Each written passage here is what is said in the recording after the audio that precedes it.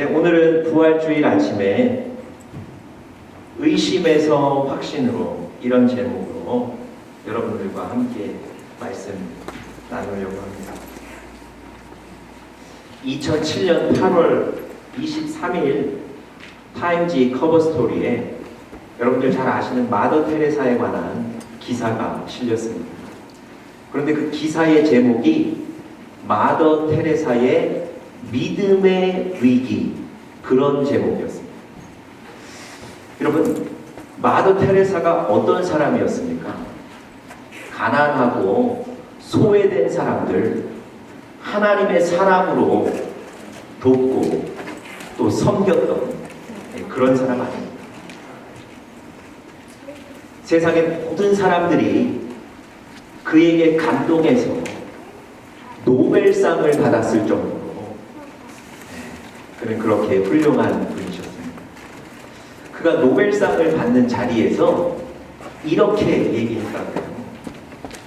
하나님을 사랑한다고 말하는 우리들이 이웃을 사랑할 수 없다고 말하는 것은 옳지 않다는 거예요. 여러분, 이렇게 하나님의 사랑으로 다른 사람들을 돕고 섬겼던 사람이 바로 마더 테레사입니다.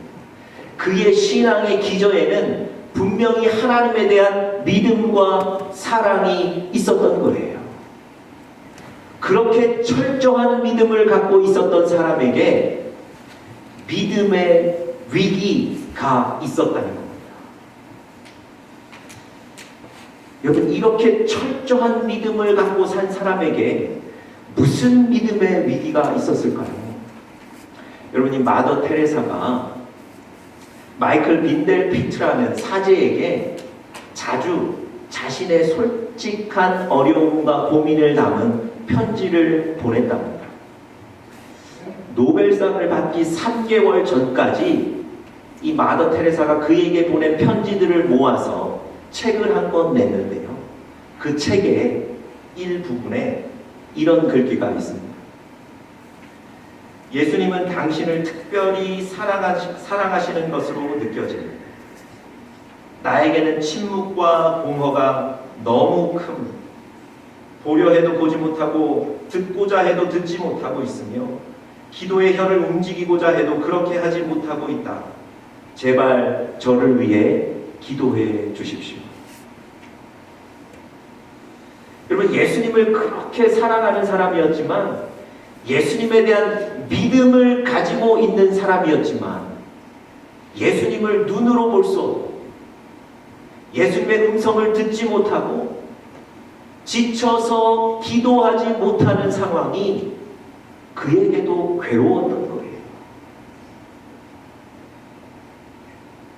여러분, 하나님의 사람이었다고 하는 이 마더 테레사도 예수님 때문에 이런 불편과 어려움을 겪습니다. 여러분, 이것이 진실이신 예수 그리스도로 말미암아 겪는 불편이에요.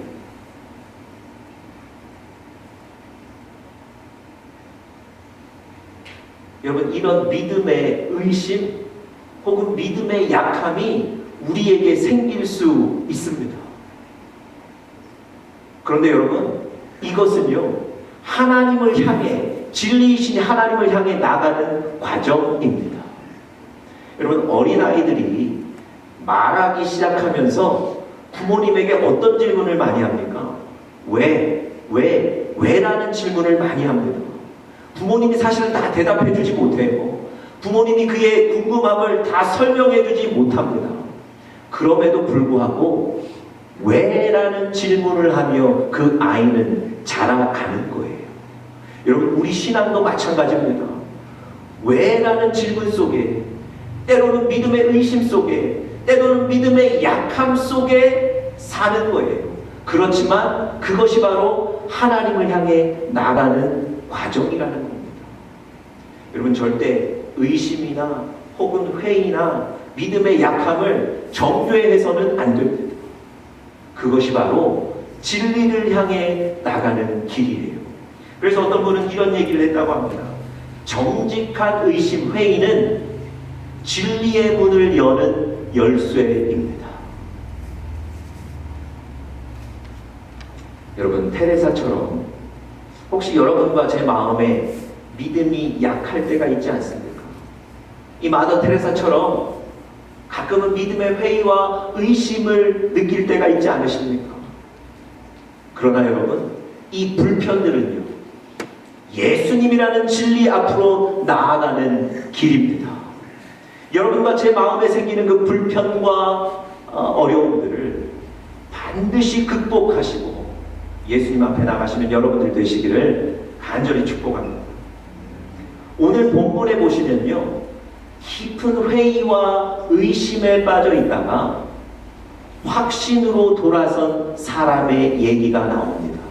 그가 바로 도마라는 사람입니다. 12제자 중에 한 사람이었는데도 불구하고 사실은 그가 다른 사람보다 더 깊은 의심과 불편에 빠져 있습니다. 그런데 예수님의 관심과 예수님의 배려로 그 불편함에서 확신으로 돌아서게 됩니다. 여러분들, 이 과정을 좀 살펴보시면서 오늘 여러분들과 저에게도 있는 그 불편들이 극복되고 회복될 수 있기를 간절히 바랍니다. 여러분, 예수님이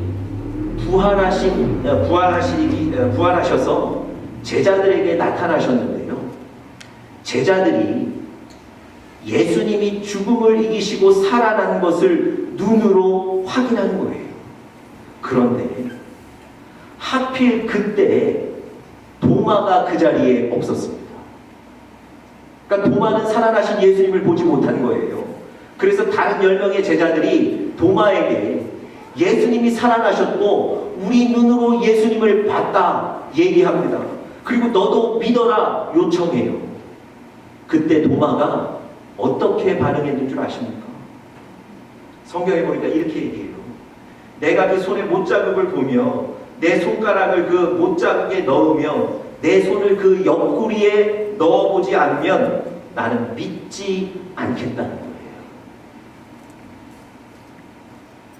여러분, 도마는 지금요, 다른 동료 제자들이 전해준 소식만 갖고는 예수가 살아났다는 것을 믿지 못하겠다는 거예요. 자기 눈과 자기 손으로 확인해야만 예수가 살아났다는 것을 확신할 수 있겠다는 거예요. 여러분, 죽은 예수가 살아났다는 것이 지금 도마의 마음에는 굉장히 불편한 거예요. 그래서 내가 만져봐야 되겠다, 내 두 눈으로 확인해 봐야 되겠다, 이렇게 요청하는 겁니다.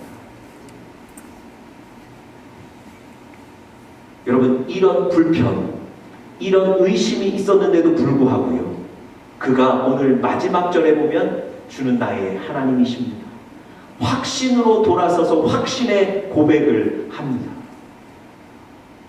여러분, 예수님께서 그 문제를 해결해 주셨는데요, 어떻게 예수님께서 그 불편과 그 의심과 회의를 해결해 주셨는지 오늘 몇 가지로 좀 살펴보면서 여러분들과 저에게 은혜가 되기를 간절히 바랍니다. 첫 번째로요, 부활하신 예수님이 그에게 직접 찾아오셨습니다. 첫 번째, 예수님이 그 도마의 불편을 해결해 주신 방법, 부활하신 예수님이 도마를 직접 찾아오셨다는 겁니다. 여러분, 죽은 예수가 살아났다는 것을 믿기 위해서는 사실은 부활하신 예수님이 그의 눈앞에 나타나는 것, 이게 가장 좋은 증거입니다. 여러분, 3년을 넘게 같이 동고동락했던 가족과 같은 동료들의 증언도 믿지 않았던 도마였기 때문에 웬만한 증거를 가져내서는 이 도마가 믿지 않을 거예요. 여러분, 이 도마의 의심과 회의를 해결하는 가장 좋은 방법이 뭐겠습니까? 살아나신 예수 그리스도를 보여주는 거예요.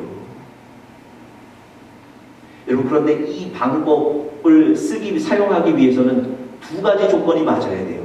첫 번째 조건은 뭡니까? 예수가 부활하셨다는 것, 예수가 살아나셨어야 되는 거예요.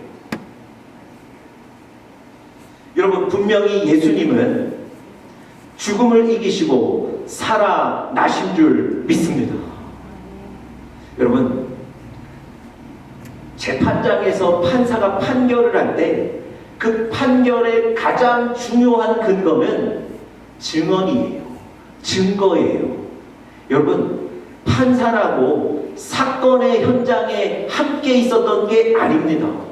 그럼에도 불구하고 판사가 판결하죠. 뭘 보고 판결합니까? 증거가 필요한 거예요. 증인의 증언을 듣는 거예요. 그래서 사건의 현장에 있지는 않았지만 판결하는 거예요. 여러분, 예수님이 살아나신 것을 본 사람들이 있습니다. 자, 우리 고린도 전서 말씀 한번 같이 볼까요? 고린도전서 15장 6절 우리 스크린에서 같이 한번 보겠습니다. 고린도전서 15장 6절 제가 한번 읽어드리겠습니다. 그 후에 500여 형제에게 일시에 보이셨나니 그 중에 지금까지 대다수는 살아있다. 여러분, 예수님이 당시 500여 명의 사람에게 다시 살아나신 이후에 보이셨다는 거예요. 다시 말씀드리면 예수님이 살아난 것을 본 증인이 500명이나 있다는 겁니다. 여러분, 판결에서, 재판에서 예수님이 살아났는가 혹은 살지 못했는가를 판결하는 재판에서 이 증언보다 확실한 증거가 있겠습니까? 여러분, 예수님이 죽으시고 그날 예수님의 시신을 동굴 무덤에 안치했습니다. 그리고는 그 동굴 문 앞에 돌을 굴려서 막았어요. 그날 대제사장과 바리새인들이 당시 총독이었던 빌라도를 찾아갔습니다. 그래서 이렇게 제안해요. 예수가 죽기 전에 자기는 3일 만에 다시 살아난다고 했으니까 3일 동안 저 무덤 앞을 철저하게 지켜야 된다는 거예요. 왜냐하면 예수의 제자들이 와서 그 시신을 훔쳐가고 예수가 살아났다고 얘기할 수 있다는 거예요. 빌라도가 그 얘기에 동의했습니다. 그리고는 그 밑에 부하들에게 3일간은 저 무덤 문 앞을 철저하게 지켜라 명령했어요. 여러분, 누가 빌라도의 명령을 거역하겠습니까? 그 부하들이요, 3일간 그 무덤 앞을 철저하게 지킨 거예요. 그런데 여러분, 어떤 일이 벌어졌습니까? 예수의 시체가 없어진 거예요. 아니, 그 무덤 문 앞을 철저하게 지키고 있는데 예수의 시신이 없어진 거예요. 여러분, 안식구 첫날, 그러니까 주일날이죠. 몇 명의 여인들이 예수님의 무덤에 왔다가 예수님의 시신이 없어진 걸 확인했지 않습니까? 그때서야 이 군사들도 확인한 거예요. 그리고 너무 놀라서 대제사장에게 달려가서 보고합니다. 예수님의 시신이 없어졌습니다. 여러분, 그때 대제사장들과 장로들이 회의한 이후에 이 군사들에게 뭐라고 얘기했는지 아세요? 큰 돈을 줬어요. 많은 돈을 주고는 이렇게 회유합니다. 절대 사람들에게 이렇게 얘기하라는 거예요. 예수의 제자들이 밤에 와서 시신을 훔쳐갔다. 우리가 잠든 사이에 예수의 시신을 훔쳐갔다고 얘기하라는 거예요. 거짓 증언하라는 겁니다. 그리고는 너희들이 근무 설 때 잔 것 때문에 빌라도에게 처벌받는 건 걱정하지 말라는 거예요. 왜냐하면 자기네들이 얘기 잘 해주겠다는 겁니다. 여러분, 이렇게 거짓 증언시키는 이유가 뭡니까? 그들에게 뇌물까지 주는 이유가 뭡니까? 예수님의 시신이 없어졌다는 걸 설명할 방법이 없는 거예요. 3일 동안 그 앞을 철저하게 지켰음에도 예수의 시신이 없어진 걸 설명할 방법이 없는 거예요. 왜 그랬겠습니까? 예수님은 죽음을 이기시고 살아나셨기 때문에 그렇습니다. 여러분, 이렇게 분명하게 예수님은 죽음을 이기시고 살아나셨어요. 그 예수님이 어떻게 하셨습니까? 오늘 본문에 보니까 도마에게 직접 찾아가셨어요. 오늘 본문 26절에 보면 여드레를 지나서 제자들에게 가셨다 그랬어요. 어떤 성서학자는 일주일 후에 다시 제자들에게 가신 것은 그 제자들 전체를 위함이 아니고 이 도마를 위해서 가셨다는 겁니다. 여러분, 이미 일주일 전에 예수님은 제자들에게 나타나셨어요. 제자들은 예수님을 살아나신 것을 확인했습니다. 그러면 제자들이 도마에게 전해주면 되는 거예요. 굳이 예수님이 또 안 오셔도 되는 겁니다. 그럼에도 불구하고 예수님은 도마를 위해 다시 오셨어요. 그에게 직접 보이셨다는 거예요. 여러분, 부활하신 예수님이요, 도마를 직접 찾아오셔서 그의 모습을 보여주셨어요. 이것 때문에 도마의 의심과 회의가 다 해결이 된 거예요. 여러분, 오늘 여러분과 저에게도 부활하신 예수님이 우리를 만나기를 원하십니다. 도마를 찾아오셨던 예수님이 여러분과 저에게도 찾아오기를 원하세요. 불편하시다고요? 때로는 의심되신다고요? 그러실 수 있습니다. 그러나 가만히 계시면 안 돼요. 가만히 계시면 안 돼요. 나에게도 예수님 찾아오십시오. 나도 만나주십시오. 간절히 예수님 만나기를 구하는 여러분들 되시기를 간절히 축복합니다. 그때에 우리의 의심과 불편이 해결되는 줄 믿습니다. 두 번째, 도마의 불편을 해결해 주신 두 번째 방법은요, 영과 육의 필요를 채워주시면서 주심을 통해서 인격적으로 반응하셨다는 거예요. 영과 육의 필요를 채워주심을 통해서 인격적으로 도마에게 반응하셨습니다. 여러분, 도마가 나는 예수를 믿지 못하겠다 그러면서 요구한 게 뭡니까? 예수의 손에 있는 그 못자국, 또 창에 찔린 허리에 있는 창자국, 내가 보고 만져봐야만 이해할 수 있겠다, 믿겠다, 이렇게 요구하지 않았습니까? 여러분, 생각해 보세요. 예수님 입장에서 도마의 이런 의심, 도마의 이런 그 회의 상당히 불편하지 않겠습니까? 여러분, 예수님이 도마의 이런 의심을 반기실 리가 없습니다. 그런데 예수님께서 도마를 찾아오셔서 뭐라고 얘기하셨죠? 내 손에 못자국을 만져보라는 거예요. 내 옆구리에 창자국에 한번 손을 넣어보라는 거예요. 지금 예수님은 어떻게 반응하십니까? 의심하는 도마에게 화를 내셨나요? 아니요. 의심하는 도마가 요구한 것 그대로를 수용해 주셨어요. 만져보라는 거예요. 도마의 마음에 그 필요들을 그대로 채워주고 계세요. 여러분, 오늘 제가 설교를 시작하면서 첫 구절에 도마가 예수님이 제자들에게 나타났을 때 그 자리에 없었다 그랬어요. 여러분, 혹시 한번 생각해 보셨습니까? 왜 다른 제자들은 다 모여 있었는데 그때 이 도마는 그 자리에 없었을까? 왜 제자들 틈을 떠나서 혼자 있었을까? 여러분, 제가 설교 준비하면서 이 부분이 얼마나 궁금해졌는지 몰라요. 그러다가 김근태 목사님이라는 분이 쓰신 아주 재미있는 글 하나를 읽었습니다.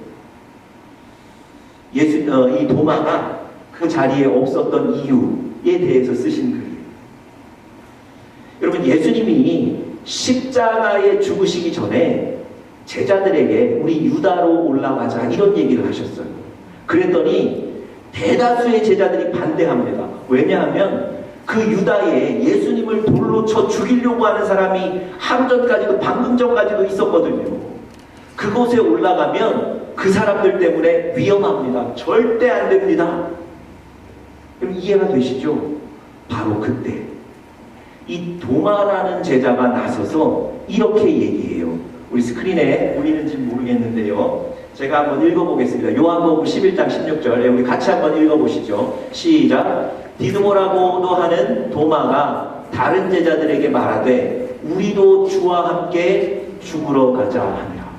여러분, 다른 제자들은 절대 유다로 가면 안 됩니다. 위험합니다. 그랬을 때 이 도마라는 제자가 예수와 함께 우리도 죽으러 갑시다. 같이 올라갑시다. 여러분 얼마나 믿음 있는 제자입니까? 얼마나 열정적인 제자입니까? 그런데 이 도마의 제안을 듣고 예수님과 모든 제자들이 다 유다로 올라갔다가 이제 그 이후에 예수님은 돌아가신 거예요. 여러분 얼마나 마음에 불편하고 부담이 컸겠습니까? 내가 가자고 하지를 말았어야 했는데 내가 가자고 하는 바람에 다들 올라가서 예수님 죽게 되었다. 이 부담이 컸던 거예요. 그리고 또 하나 뭐라고 얘기했습니까? 예수와 함께 다 죽자 그랬는데 어떻게 됐죠? 예수님만 죽고 다른 제자들은 다 도망간 거예요. 얼마나 마음에 죄책감이 컸겠냐고요. 다른 동료들이 아마도 이 도마에게 이렇게 그 도마의 행위 때문에 도마의 말 때문에 이렇게 됐다고 책망했다면 도마의 부담이나 죄책감이 커서 그 공동체에는 같이 있지 못했을 거라는 거예요. 여러분 지금 도마의 마음이 어떻다고요? 죄책감과 부담으로 가득 차서 동료들과도 함께 있지 못하는 거예요. 그런데 제가 지금 이 말씀 드리는 이유가 있습니다. 예수님이 그 도마를 찾아오셔서 제일 처음 뭐라고 인사하셨는지를 한번 보세요. 자, 26절 보세요. 예수님이 도마를 찾아오셔서 제일 먼저 뭐라고 인사하셨습니까? 평강이 있을지어다. 여러분, 예수님은 그냥 형식적으로 잘 있어? 별일 없었어? 그렇게 인사하신 게 아니에요. 지금 도마는 부담과 죄책감으로 가득 차 있는 그 불안한 마음, 예수님이 그 마음을 아시고 평안이 너에게 있을지어다, 평강이 너에게 있을지어다 인사하신 거예요. 여러분, 예수님이요 도마가 제안한 것을 그대로 수용하셨을 뿐만 아니라 그 마음의 불안과 죄책감을 아시고 그 마음에 가장 필요한 평강도 주신 분이세요. 여러분, 예수님은 인격적으로 도마를 만나주신 거예요. 너 때문에 내가 이렇게 됐다. 너 왜 도망갔느냐. 너는 앞으로 내 제자에서 떨어져야 된다. 이런 말씀하신 게 아니고요.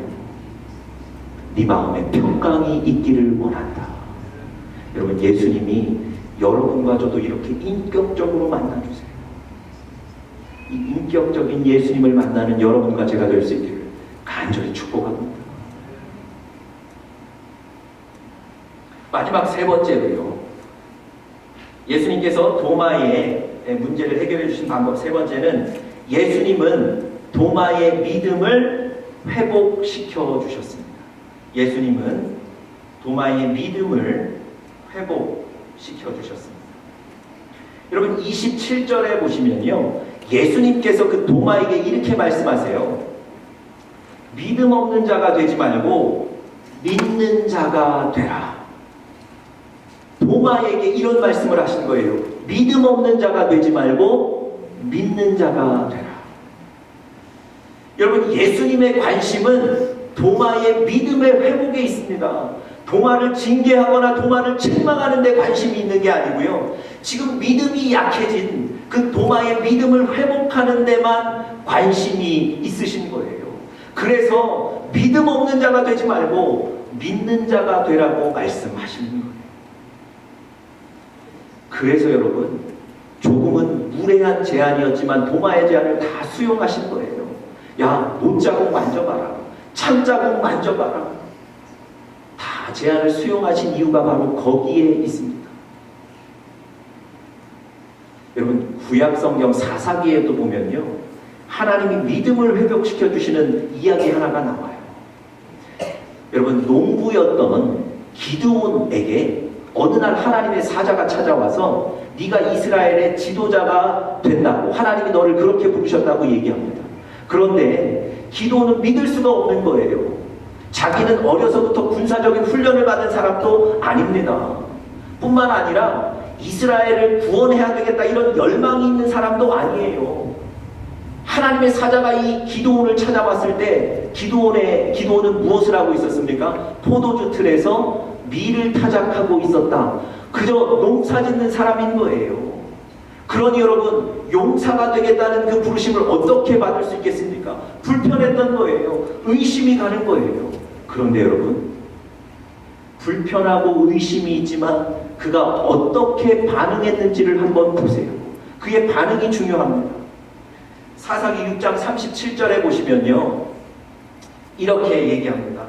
내가 양털 한 뭉치를 타작 마당에 두리니 만일 이슬이 양털에만 있고 주변 땅은 마르면 주께서 이미 말씀하실 것 같이 내 손으로 이스라엘을 구원하신 줄을 내가 알겠나이다. 여러분, 의심이 가는 거예요. 불편한 거예요. 그러니까 하나님께 제안을 하나 하는 거예요.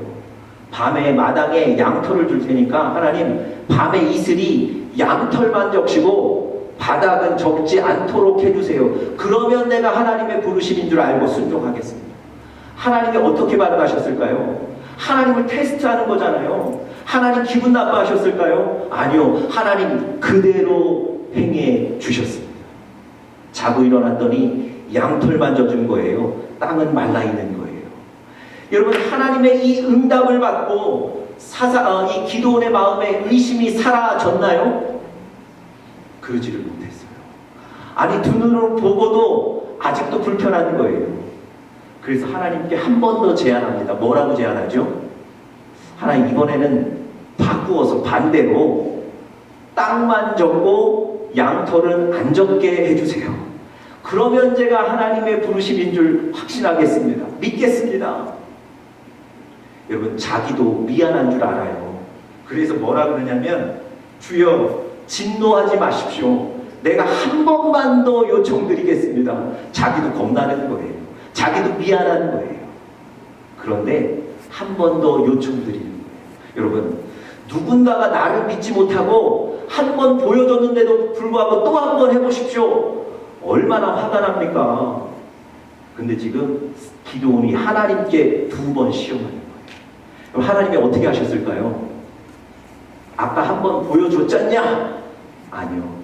이번에도 기드온이 얘기한 그대로 해주셨어요. 여러분, 하나님이요, 기드온이 믿음을 갖기까지 참으시는 거예요. 기드온이 믿음을 회복하기까지 하나님은 배려하시는 거예요. 아까 말씀드렸던 것처럼 하나님은 인격적인 분이세요. 여러분, 이것 때문에 이 도마의 의심이 완전히 해결되었습니다. 여러분, 우리도 기드온처럼요, 적극적으로 하나님께 구해야 돼요. 가만히 있으시면 안 되고요. 하나님, 나에게도 말씀해 주시고, 나에게도 보여주시고, 나에게도 하나님 능력을 행해 주십시오. 하나님 앞에 간절히 구할 때 이 도마처럼 의심의 구름이 거쳐지는 줄 믿습니다. 하나님은 그런 분이세요. 여러분, 부활의 아침에 도마를 찾아가셨던 것처럼 기드온을 찾아가셔서 그의 요구대로 수용해 주셨던 것처럼 하나님이 이 아침에 여러분과 저도, 우리에게도 그렇게 행해 주실 줄 믿습니다. 우리가 할 일은요, 예수 믿는 것 때문에 불편하고 예수님 때문에 때로는 의심이 되더라도 그럼에도 불구하고 예수님 앞에 적극적으로 나가는 것, 그것입니다. 여러분, 아픈 아들을 둔 아버지가 예수님 앞에 한 가지 고백을 했는데요, 예수님이 그 고백을 들으시고 그 아들을 고쳐주셨어요. 어떤 고백일까요? 자, 우리 스크린 통해서 마지막으로 이 고백 한번 보고 오늘 설교를 마치려고 합니다. 우리 같이 한번 읽어보겠습니다. 시작. 나의 믿음 없는 것을 도와주소서. 여러분, 내 믿음 없는 것을 좀 도와주십시오. 이 고백에 예수님의 마음이 감동이 되셔서 그 아들을 치료해 주셨어요.